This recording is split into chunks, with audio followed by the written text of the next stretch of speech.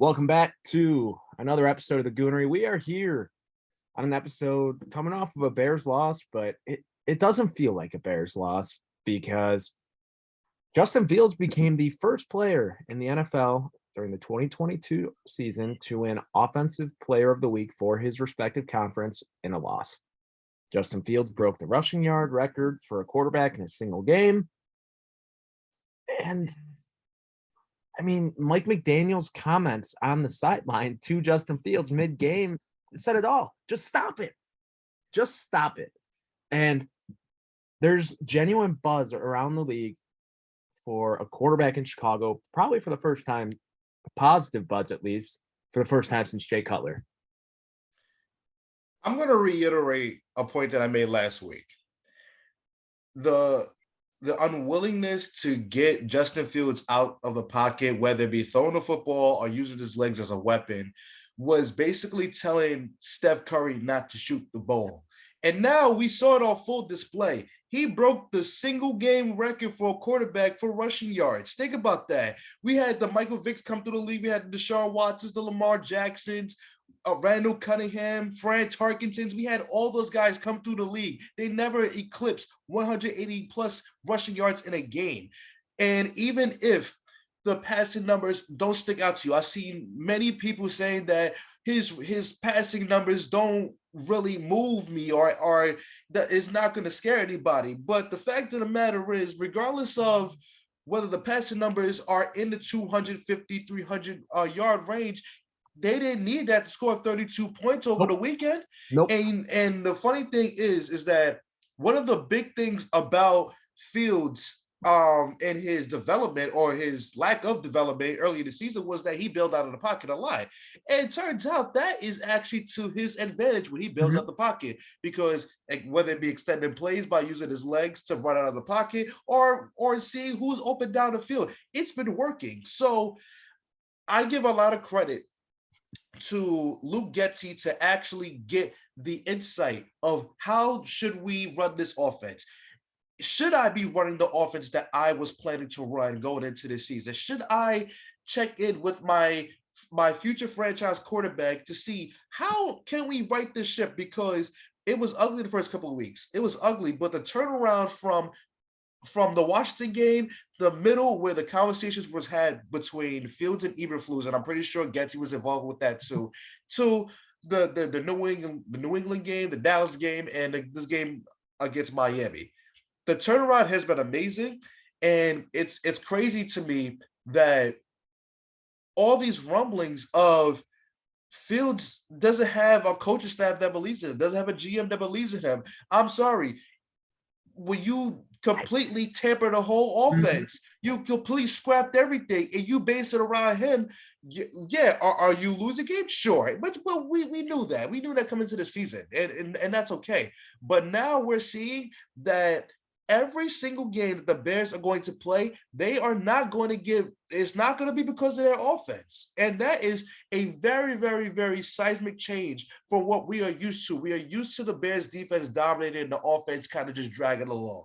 Now it is the opposite. Now sets the table, because sometimes on offense, can you buy an offense? Sure, but realistically, it can happen in this offseason. But can you buy a defense? You absolutely can.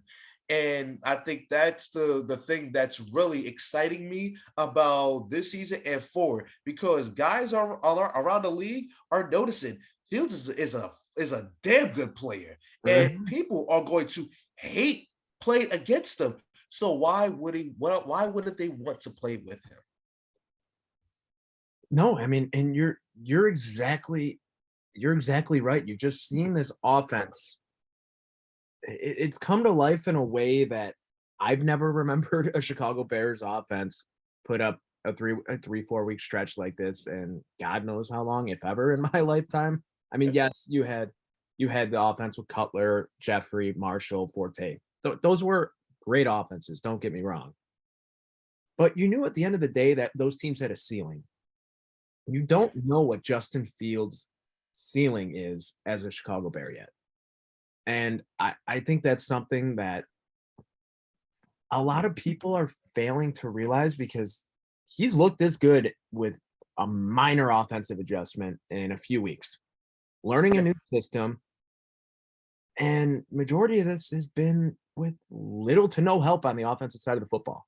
You saw Darnell Mooney getting going a little bit more this past week with Chase Claypool being on the field. Claypool didn't do much, but hey, he was there for a week. That's okay.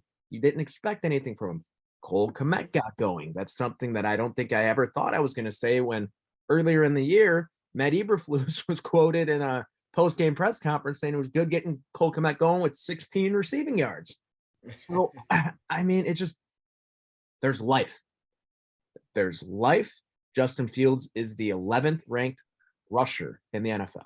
The 11th Insane. ranked rusher, which is insane. And that's Khalil Herbert's like 3 slots behind him, and Montgomery's not far behind him either.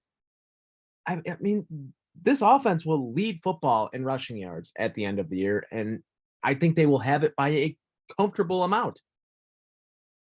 Oh yeah, 100%. And one thing that we have to give credit to as well is this offensive line, the little tweaks that they made in the who they're starting has really made a difference. Mhm. Cody Whitehair being back makes a difference. And I know Larry Borum has been one of the better offensive linemen this year, but when you put a veteran in like Riley Reef at right tackle, it makes a difference. And this is the one thing that I suggested after the Washington game. It got really ugly. It was ugly for Fields. He was constantly on the ground. He was shaken up at one point. Mhm.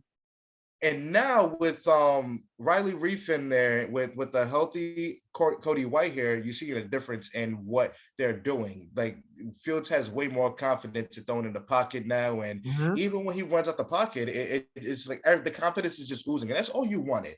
And I'm gonna reiterate a point that I made a couple of weeks ago. I understand that the development of the offensive lineman, the young offensive lineman, is very key. However, if you want to get your franchise quarterback going, you have to put in guys that you know that are proven blockers and they're going to protect them. And that's Mhm. exactly what they've done. And once that was going to happen, Braxton Jones was eventually going to get going. Granted, Yep. he gave up the only sack of the game. It is what it is. It's going to happen. He went up against Bradley Chubb the entire game, and he held his own up until the last drop. You can't ask for more than that. No one So is going. credit to them. Yeah.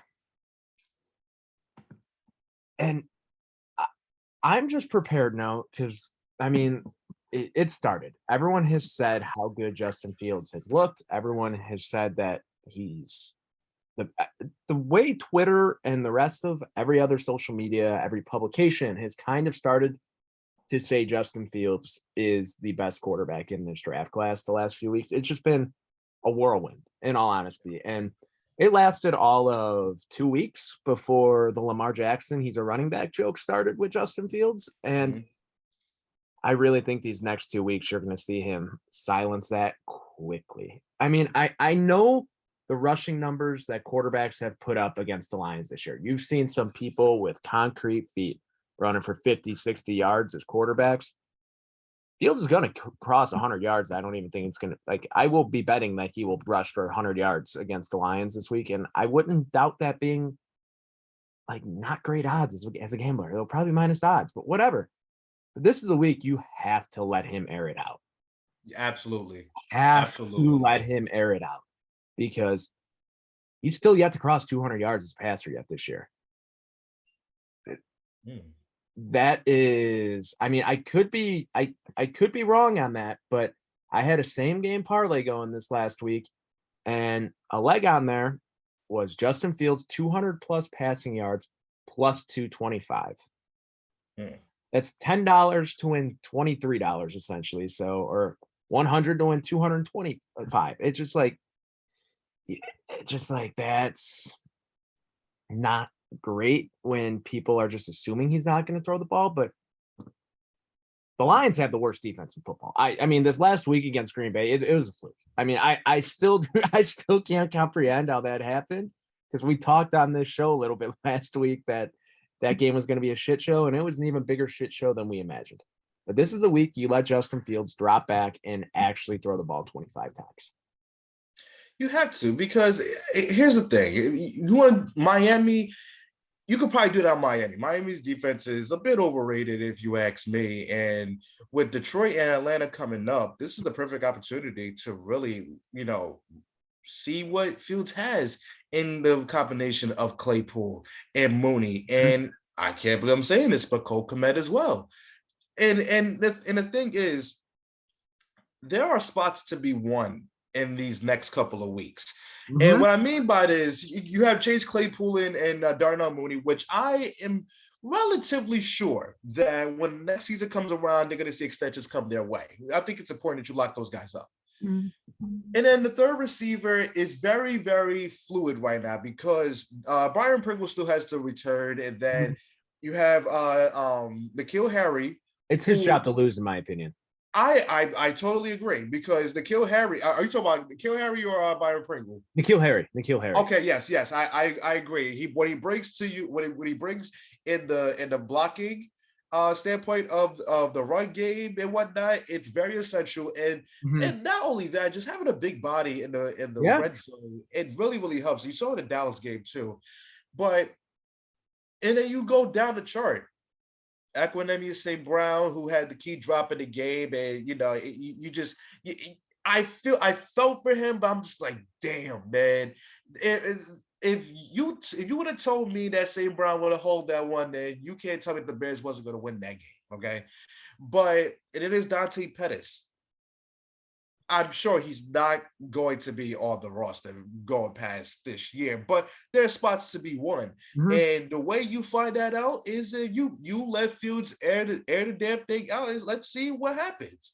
But I think that is what I'm looking to see because I've kind of reached a point where I'm going to be disappointed if Justin Fields has a bad game. Like he's got Absolutely. me to that point. And it's an awesome place to be in that way. Absolutely, Because absolutely, but also five, very five, 5 dangerous. weeks ago, I did not think we would be here right now. Absolutely. Although it's dangerous, I'm very happy to be here. Oh, But what I'm really keying in on, considering how we lost the game against Miami, is how the receiver's going to do. This is some weak secondaries that we're going up against next couple of weeks. So, what's it going to be? How's it going to be?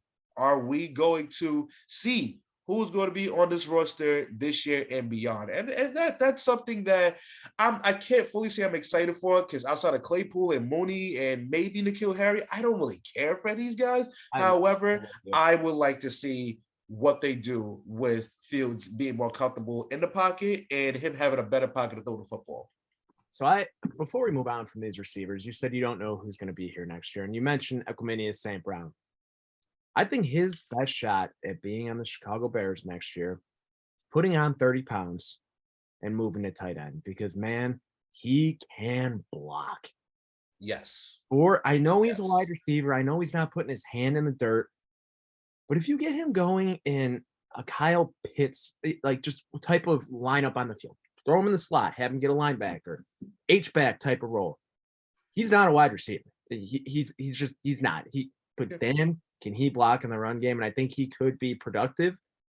And I think that would be his best shot at sticking around here next year because other than those top two guys and probably N'Keal Harry, I would bet money that none of them will be here next year.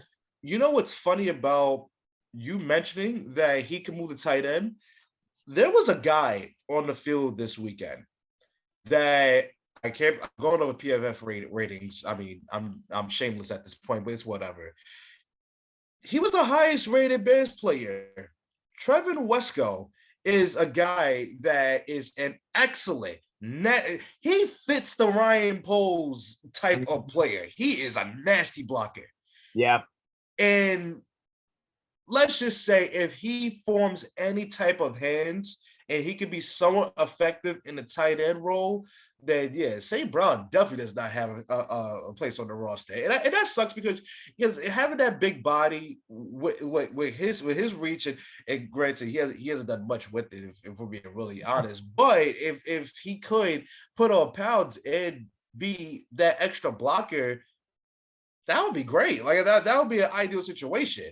Mhm. But it would be honestly hard to imagine a role from next season because he just there's just not going to be many spots for him, unfortunately. Yeah, and it sucks because that big body receiver role, I mean, it's been taken.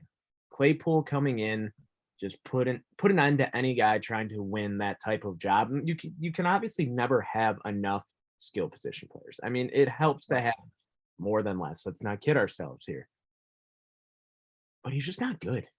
He's just Yeah, not good. He started out the year a few good weeks, a few solid weeks, and since then it's just been downhill, been rough to watch, and that's okay because the more talent that's going to come in, we don't have to deal with players like that anymore. And that's right.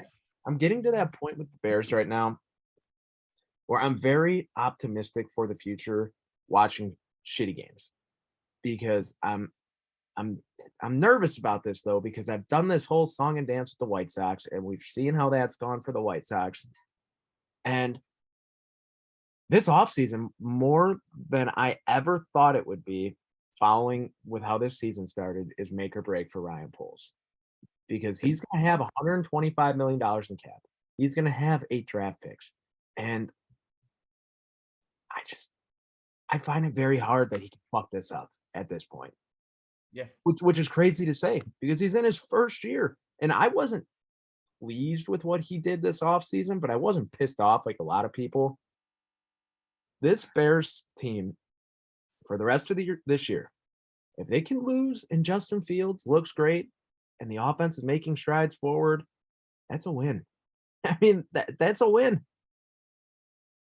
I just I'm very, very interested to see how the rest of this season shakes out on the field because they've I know it hasn't looked like it, but they really have been in every game they've played this year for the most part. Yeah. Other than I would say the Green Bay game. But Dallas as well. yeah. I mean, they kept up for a while, but yeah, but which is crazy too, because I think if Green Bay and the Bears played this week, I think the Bears are, I'm not gonna say stomping them, but for the first time, I've had Packer fans in my life, my cousin, my best friend.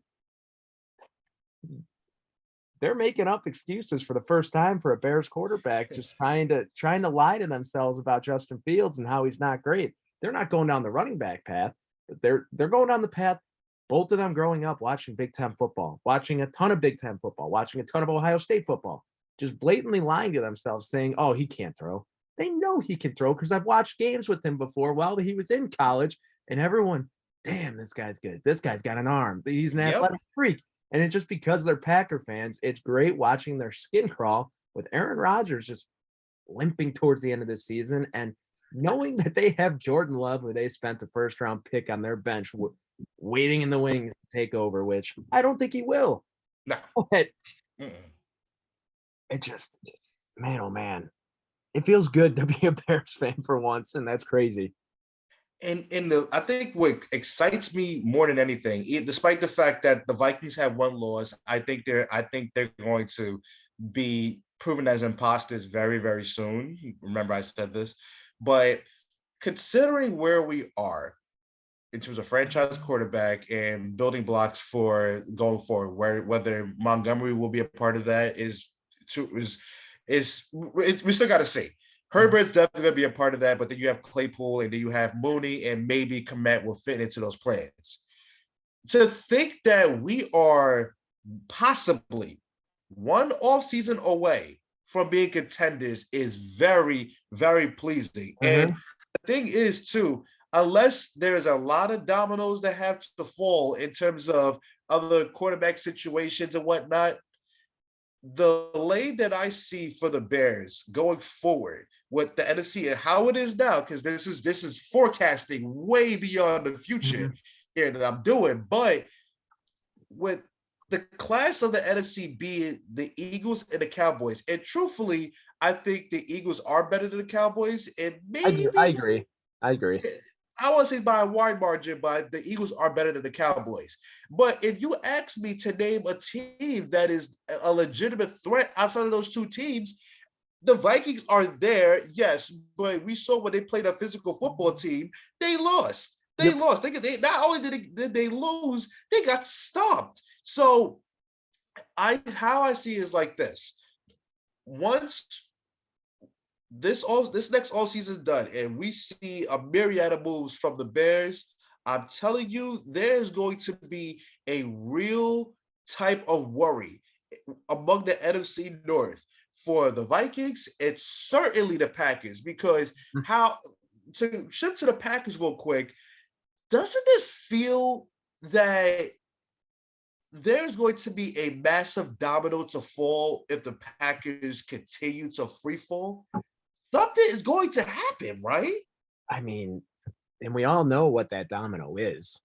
Absolutely. Well, honestly, I don't know, because I think we are going to see a decision being made between a trending 40 Aaron Rodgers or Matt LaFleur. That is going to set the franchise back if they decide Matt LaFleur should go before Aaron Rodgers does. Imagine that. Imagine a guy that has been the face of your franchise since 2009 being the reason why you are set back, all because he is upset with what the receivers are doing. But what we just saw Sunday was probably the worst game Aaron Rodgers has ever played. I don't even think it's almost, or maybe. I mean, dude, that was he looked lost. He looked terrible. It looked like it was bad, like flat out bad. He threw an interception off a helmet. He underthrew for some reason. They decided, oh, David Bakhtiari, he's going to be eligible, and then he just underthrew that by, I don't know, 5-10 yards, like just not enough up on it. Aiden Hutchinson dropping back into coverage picked it off, and that, I mean, it was just, it's ugly, man. Like, it's ugly in Green Bay, and it gave me so much goddamn joy. And I hate to admit this. I know I told you this.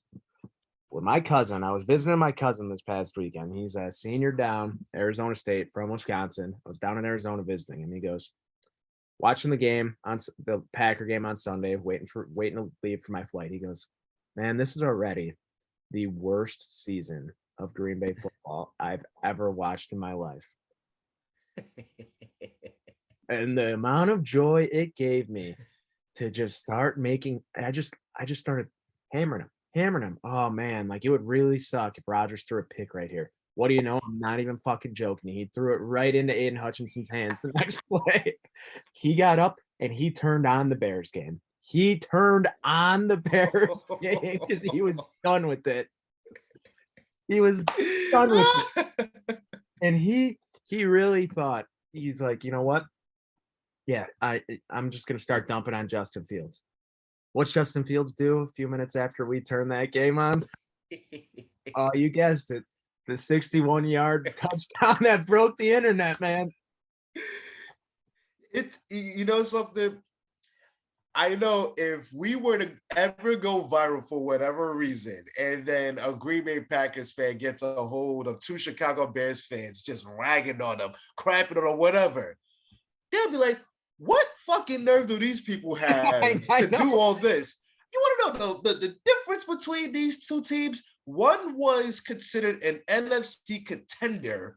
Oh, and my cousin denied that. My cousin denied that to me. And I go, that is a load of shit.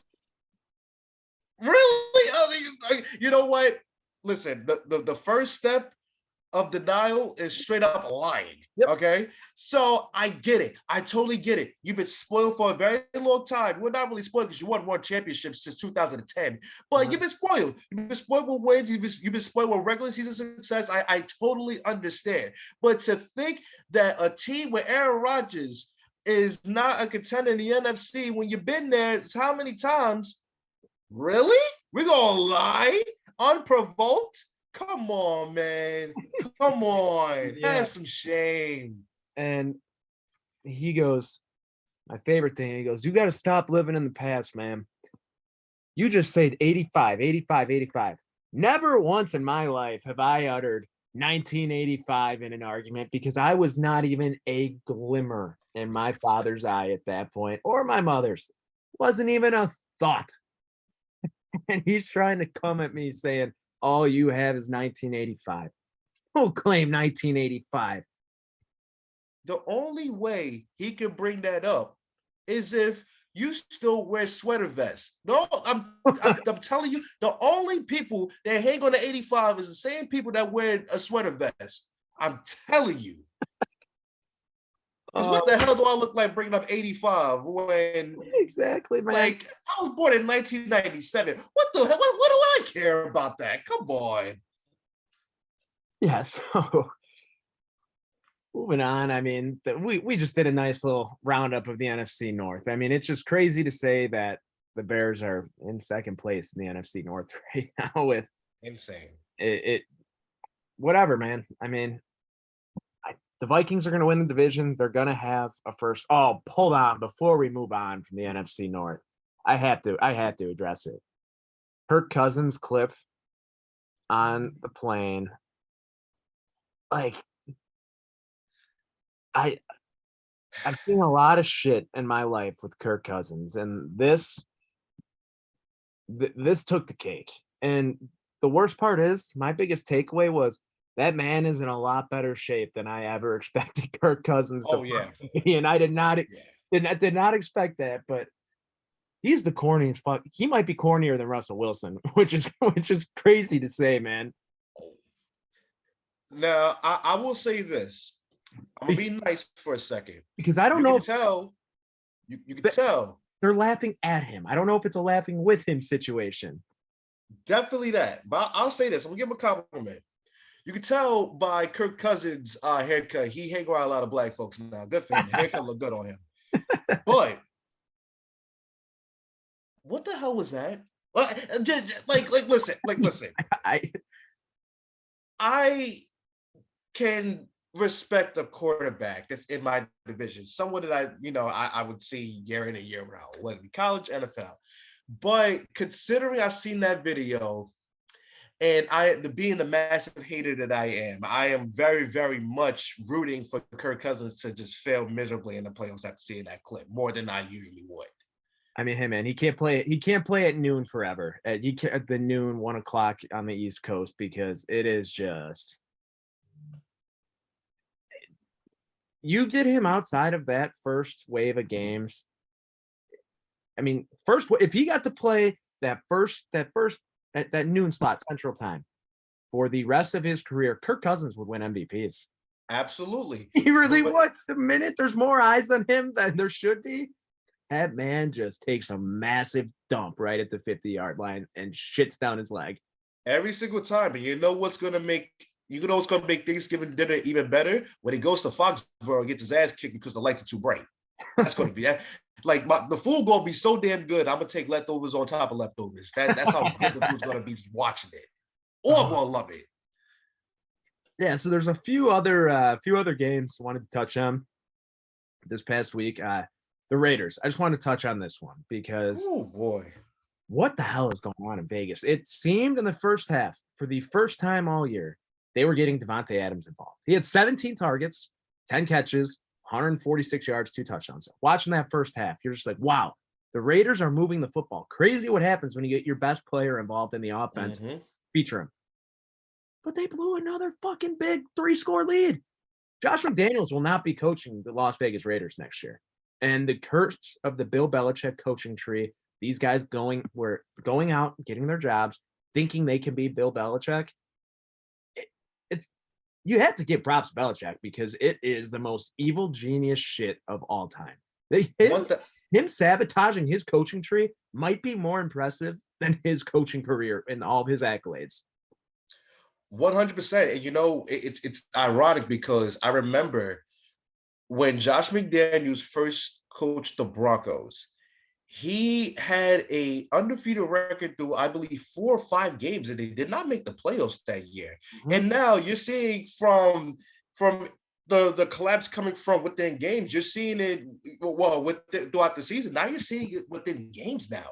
And I thought that, admittedly, the Raiders made a home run hire McDaniels. It was a guy that I feel like he matured, and you just thought with the offense that they put on the field, oh man, like this is maybe a shoe-in for the playoffs. This is looking like they're going to be picking in the top 10 of the draft. If you told me that, I would have said you're crazy. But the only way they can make this season just a little bit salvageable, you gotta play buddy ball the whole game. Clearly Hunter Renfro's not the same guy. Matt Collins is your third guy. Darren Waller has not been on the field this entire season. Mhm. And that's just Get your best player involved. Get your best player involved and keep him involved. If he's got to have 15 to 16 catches a game, it doesn't matter. Get him involved, because let me tell you something. If he is going, if he's not the top target, guess what? You're gonna lose. That's what continues to happen. So the second half of that Jacksonville game, he was not the top target, and that's exactly why they lost. I don't know what's going on in Vegas, but boy, I tell you, it's crazy that Rich Bisaccia would never have let this happen. But they had too much dip on their chip, and they wanted to get the home run high, and they got that, and look what's happening. Now they're probably going to go back to square one after the season, because I guarantee you Mark Davis is not having this shit. Yeah, and I'll be honest, I never got them not hiring Rich Bisaccia after what he came in and did last year with Gruden leaving. I don't care if it's not flashy. The guy knew how to fucking win with these guys. The guys loved him. He clearly had a great relationship with that team. And sometimes that matters more than how good of a coach you are. But I think he's just so well respected around the league that no one would have batted an eye. But on the topic of just fucking flat out weird and dog shit coaching hires, Frank Reich was fired by the Colts. And instead of, naming an interim coach that's on the staff, like a normal team would do, Jim Irsay's, I don't even know how to, I'm just going to say Jim Irsay. How about that? We'll just go with that. We'll be polite. Jim Irsay decides to hire Jeff Saturday, NFL all-time great on the offensive line. I mean, absolutely. 14 years in the league, made 12 playoffs. I mean, was Peyton Manning's guy his entire time he was in Indy. I mean, as a young kid, when you're watching football and Jeff Saturday, there's a few offensive linemen you always know. There's those guys, and Jeff Saturday was always one of those guys who stood out. 100%. He's not on the staff. He was not on the staff. He was a consultant to the team and in an ESPN studio. And his only coaching experience was going 3-7 at the high school level in 2020. I don't know how the fuck this is going to work. It's not going to go well, I don't think. And you just have to imagine the coaching staff doesn't want to be there with him. I mean, I don't know what his relationship as consultant with the team actually was and looked like. But that has to be like in name only, just like how there's the ambassadors of, like, I know the White Sox do it with former players where you're an ambassador to the White Sox, or they do it with celebrities. Like Chance the Rapper actually does shit with the Sox, but he was like the first ever like celebrity ambassador for the White Sox. I watched a little bit of the press conference from Jeff Saturday. He said all the right things from what I saw, but sometimes saying all the right things isn't enough. All right, I have a couple points to make. So first off, Jeff Saturday was amazing on Get Up. I watch Get Up every morning, and when he was on, I was tied to every word he said, because he knows his stuff. There was no doubt. Very articulate. Very much so. And I wish him the best. I really do. Now, from the business perspective, it is just one of those insanely emotional decisions that you make for a football team in the middle of a season. This is unprecedented, because for an interim coach to be hired in the middle of the season, that tells me that you want to do a favor for a friend. And that's an issue. That's an issue.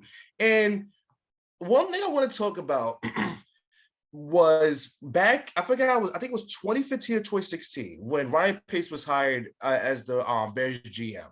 There was a guy that everybody said the Bears should have hired instead of Ryan Pace. That man's name is Chris Ballard. And Chris Ballard it has been the media darling for the Indianapolis Colts, and it really kicked off when Josh McDaniels just said, "Oh, I'm gonna go to the Colts," and he said, "Never mind."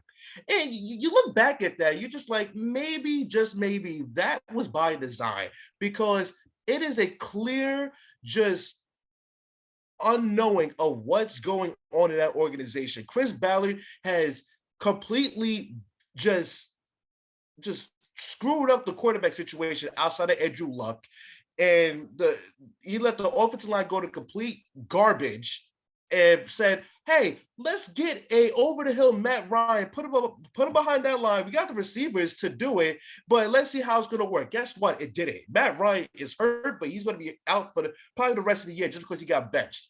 And I want to take it to another aspect. So, in my opinion, if you are going with the interim tag in the middle of the season, that tells me that it's not.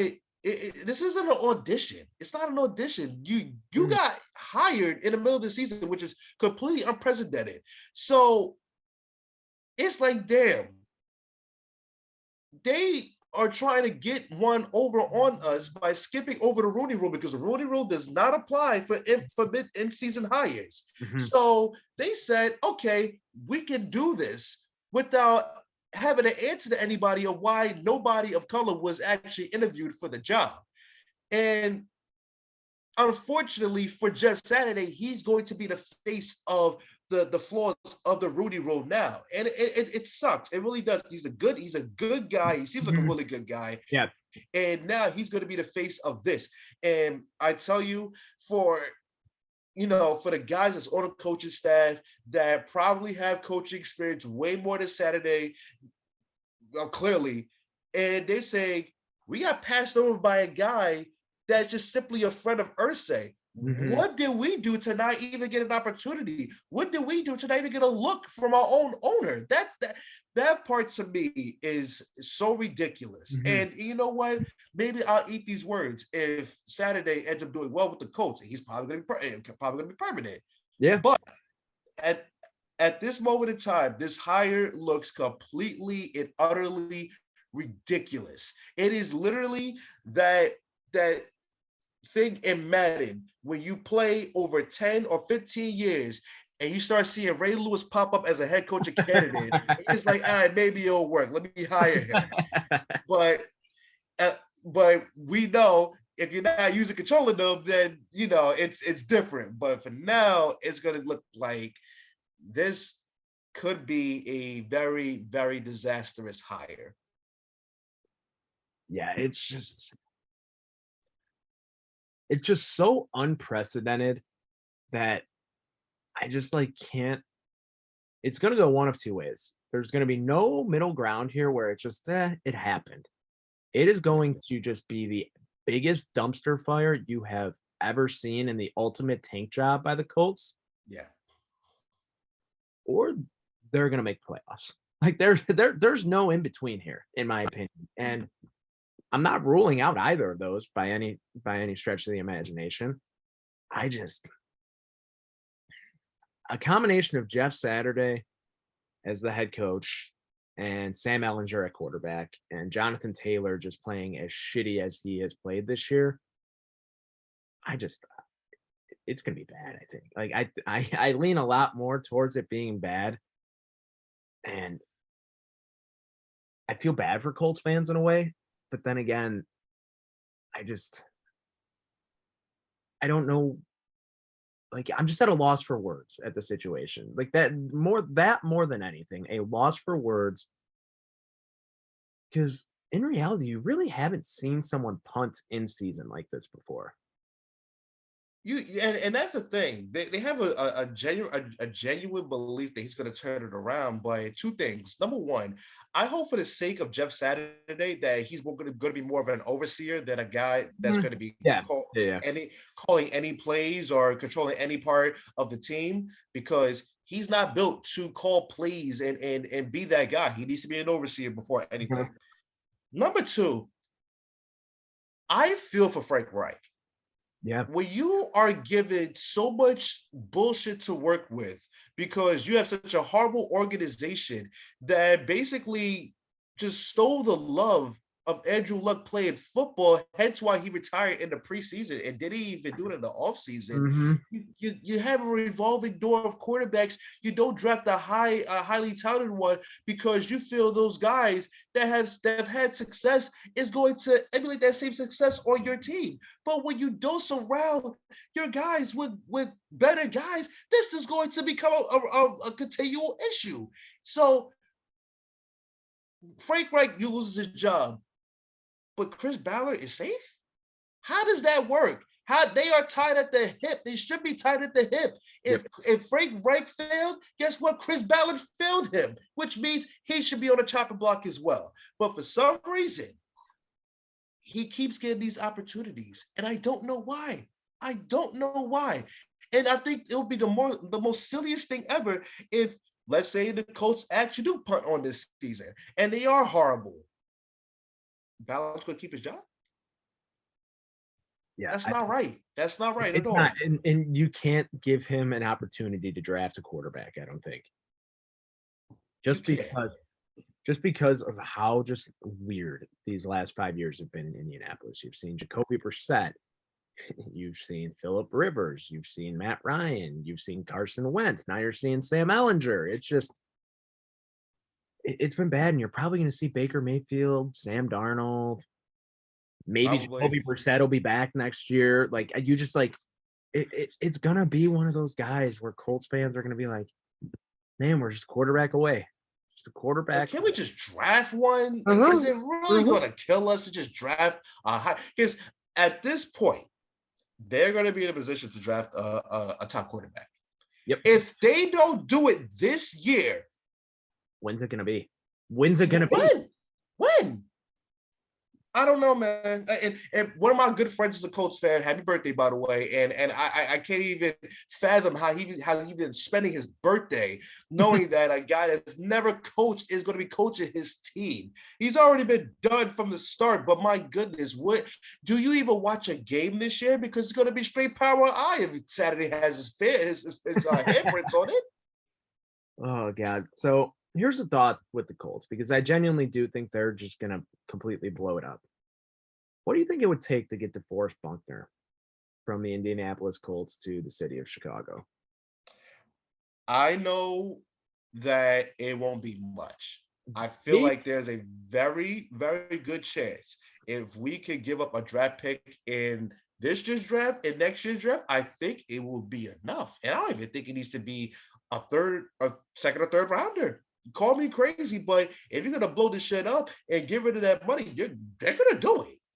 And this isn't like Khalil Mack where you got to give up some highly talented picks. If they're going to do it, I think they will be kind of desperate to do it. Yeah, because he has 2 more years left on his deal after this year. It's gonna be his 29 and 30 seasons. Okay, he's gonna be making 18.7 and a little over 20 million at his third season. He's still a really, really fucking productive player, man. Absolutely. And this defense is missing guys on the line like him. And clearly. No, that we don't. I was trying to avoid getting into talking Chicago Bears defense just because it's been so bad. With this cap situation, why not? Like, why not?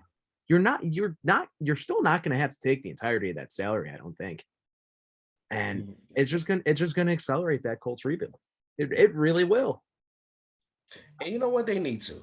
They need to, because follow our blueprint. Follow our blueprint. Get rid of any guy that you can and just dump yourself some of the money. Heck, if you even want to, trade Quentin Nelson too, you could do that too. Hey, I would. But just blow the whole thing up, start over, and have Saturday, have a clean slate. Because if you tell me that Saturday is not going to be the coach past this season, I think you're wrong. I completely think that this is a permanent hire, and that interim tag is going to be stripped right after the season's over. Yeah, I guess we'll just have to kind of play the waiting game with that. And then I wanted to talk one more game here before we kind of wrap up. last week we dumped all over Zach Wilson. He still didn't play good. Still did not play good. But the Jets squeaked out a win against the Buffalo Bills. And I think the Jets are for real. How could you not say that they're not for real? I'm honestly, this was a game where I was watching the game, and if you saw the kickoff, Yep. The minute I saw that, he slipped. I'd have said this is an omen that this game is going to get out of hand and out of hand very early. Yep. Stephon Diggs makes the big play down the sideline. They did turn the ball over on that same drive. However,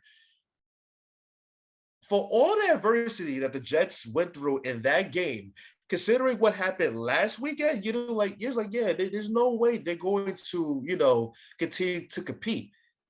And there was one thing that I took away from the Bills and Packers game a couple weekends ago, and that is the Bills can't stop the run worth a damn. They can't stop the run. And the Jets knew that, and they exploited it. Michael Carter and James Robinson did a hell of a job in the running game, set up the game-winning field goal. And you just have to wonder, even though Zach Wilson is still not the reason why the Jets are winning football games, you have to wonder, is this team really good enough to rely on their defense and just make the little plays? Because what I'm seeing at this moment in time, I know I am seeing. What do you see? Reminds me a hell of a lot of those early Rex Ryan teams. Bingo. Very much so. Mark Sanchez was never going to be a guy that's going to put up the big numbers, but he made plays, regardless of how good the defense was. And mind you, back in those early Rex days, they had Sean Green and they had LaDainian Tomlinson. Now they got James Robinson and Michael Carter. And just imagine if you had Breece Hall to that mix. Oh my goodness. But not the case. But while I do think the Jets are for real, there's something that I took away from this. And this is under the pretense of not knowing if Josh Allen is going to play this Sunday or be healthy going forward. I mean, sprained elbows, man, for a quarterback, that's tough. That's not good. Especially when he's a guy that relies on his legs and takes a lot of hits. But there's something that I want to proclaim. If Josh Allen is not 100%. He's going to not be 100% throughout the season, which I highly doubt he will. I am officially saying that if Josh Allen is not 100%, that the Miami Dolphins are going to the Super Bowl. I don't even think that's that crazy. That offense, man. That offense is crazy. And you know something? Tua has shown up. I said for sure that Tua is going to be the reason why Miami's going to try to pry away Lamar Jackson from the Ravens. Now, Lamar Jackson probably is going to be like, hey, man, I might stay in Baltimore. And Miami will probably agree. Tua has shown up, and even with the soft-ass defense the Bears played the entire game, he still did what he had to do. And you know something? If MVPs did not have to strictly go through quarterbacks, you know who the MVP will be right now? Tyreek Hill. Yep. He has made a world of a difference on his team. And you know what? If he stays healthy along with Jalen Waddle, and they got Jeff Wilson and Raheem Mostert, they got the baby 49ers on the team right now. This team is good. And defensively, they're going to figure it out. But offensively, you can't stop them. No. And a lot of people are like, oh, they don't have that big body receiver. It doesn't matter because they're just going to run right by you. They're going to run right by you. And on our NFL preview show, I said there was going to be a 2,000-yard receiver this year. I said it was going to be Justin Jefferson. I did not say it was going to be Tyreek Hill. Tyreek Hill is on pace right now to smash 2,000 yards. Yep. And that is crazy. Insane. And while on top of the Dolphins, can they just stick to their retro teal instead of the new teal that they have? I don't know. I couldn't agree more. yeah, it looks so much better. I mean, not related, but I do agree with you in regards to that AFC East take. And I'll be honest, I don't even know if regardless of Josh Allen's health, I would not be surprised if the Dolphins win that division. Yeah, yeah. And call me crazy if Josh Allen slides up steps, takes a few steps back with the injury here.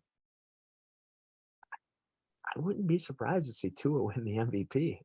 It's very possible. I know he missed. I know he missed a few games with a concussion, but man, don't you think the NFL would love that story? Oh, they will love it. They will And, like, love it. I know it's horrible to say that it's just purely narrative based him winning, but he genuinely has played incredibly well this year when he's been on the field. Yes. There's a reason all their losses came when he was not on the field. But Yep. if you're looking at MVP odds right now, Josh Allen's no longer number one. Number one is Patrick Mahomes. Fair. Okay, fair. Yep. 2, Jalen Hurts. Also fair. Yep. 3, Josh Allen. Number 4, Tua. Mm. But you know something. I think it's what's also interesting too. We see in this offense, quarterbacks have success. Talk about the Buffalo Bills. Yeah. Josh Allen had success. Mitchell Trubisky got a big contract because of the offense he was in. Who's to say Case Keenum being reunited with his top target in Minnesota can't do well too? Granted, that is something I have to wait and see. But would it shock me? I'm gonna say no. I'm gonna say no. I think Ken Dorsey can get the most out of these guys. Now, the only difference in this offense that's going to be a very, very big thing that they're going to miss is Josh Allen running the football. Mm-hmm. Now they're going to have to rely on James Cook, Devin Singletary, Nyheim Hines. They're going to have to rely on those guys. And that's an aspect of the offense that has been missing. Well, granted, they haven't really needed it, but it would be a massive plus, and especially with the situation now. They're going to really rely on that run game, regardless of Case Keenum is going to play or not. Yeah. I mean, we'll see. I mean, I know I'm cheering. If I was cheering for any team in the AFC right now, crazy to say, I think it would be the Dolphins. I've just had a lot of fun watching them this year, and my Super Bowl pick out of the AFC was the Ravens, and I still think that can happen. I genuinely, it's still good. I still believe that that's a possibility. There's 4 teams right now in the AFC that can realistically walk out just because, I mean, Broncos and Raiders suck. Chargers suck. I mean, Chargers have taken 3 steps backwards. They got the worst coach. They got the worst coach in football right now. Could not agree more. It's 2 AFC East teams, and then it's the Chiefs and the Ravens. I mean, it's going to be interesting to see how the AFC shapes up because definitely it's going to be a dogfight. It is going to be a dogfight. Yes, for sure. All right, so before we wrap up the show here, Brandon, I know you had a little bit of a personal announcement you wanted to make here on the show. So yes, the floor is yours. All right, so due to today's events that has gone on in the world, whatnot, there's a lot going on in the world right now. There was a tweet that I made, and it was describing my college horrors. And I got a pretty good amount of engagements on this tweet, 26 retweets, almost 100 likes, 4 quotes and whatnot. And I decided, you know what? I've seen enough. I think it is time for me to get verified with Twitter Blue. Okay. I have done enough. I'm getting noticed.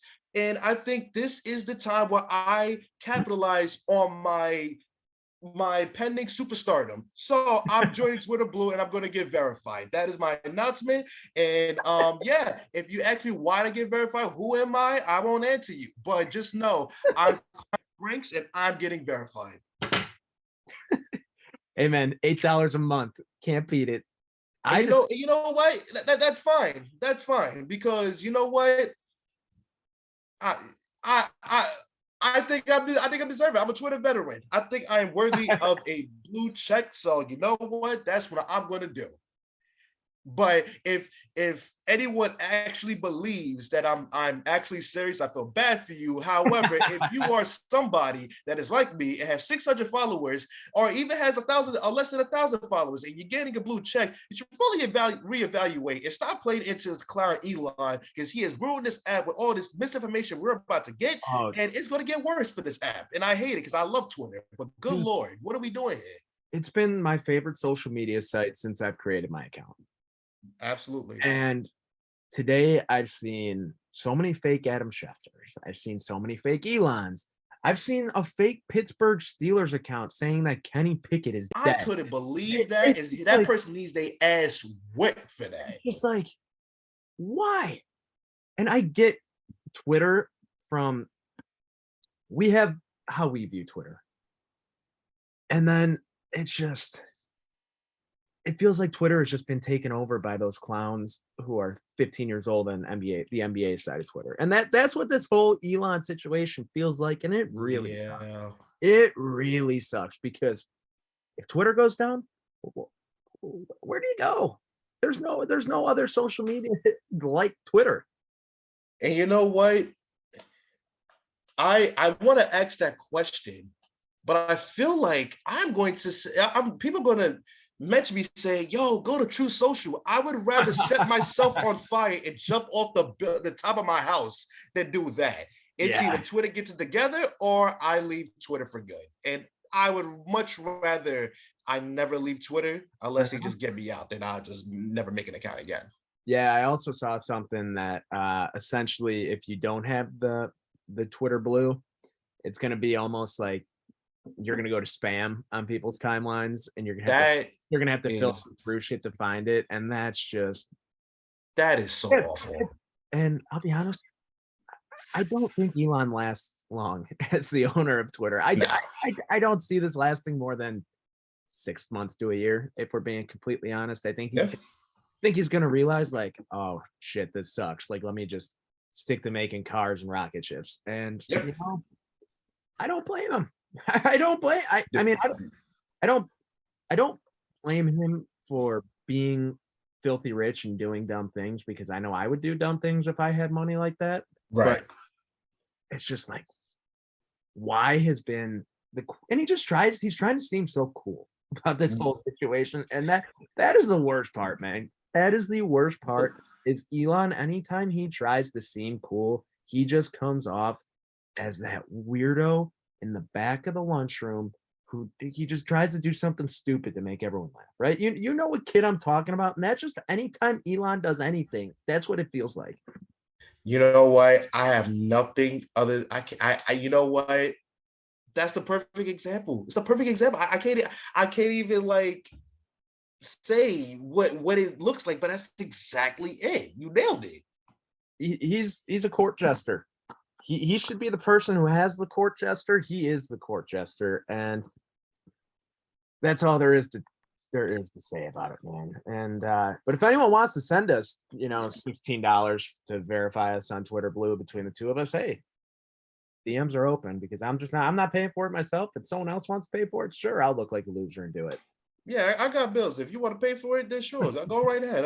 If you want to claim that, title, sugar daddy, sugar mama, whatever, go ahead, go right ahead. But pay for it, please. You know where to find us. But with that being said, this is going to wrap up today's and this week's episode. Hopefully next week we're talking about Justin Fields airing out the football. If not, it'll probably be the first sad tone about the Chicago Bears we've had on this show in a few weeks. But thank you for watching, listening, however you're consuming the show. We'll be back next week.